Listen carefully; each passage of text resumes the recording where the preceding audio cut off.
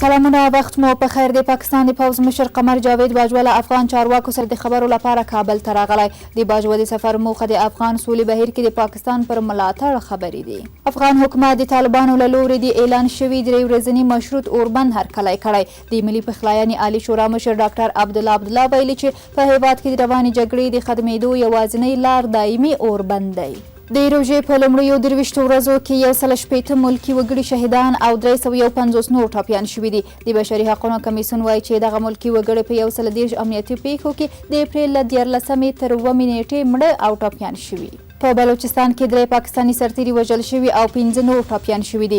پاکستاني رسنۍ وایي چې وسلوالو یو برید کوټې ته نږدې او بل له ایران سره په سرحدي پوله باندې کړی دی. او ملي امنیت کابل کې د طالبانو یوه 9 کسیزه ډله نیولې. ملي امنیت وایي چې نیول شویو کسانو د ملکي خلکو، امنیتي ځواکونو او حکومتي کارکوونکو په ترور او دغه راز چسپکي ماین چاودنو کې لاس درلود.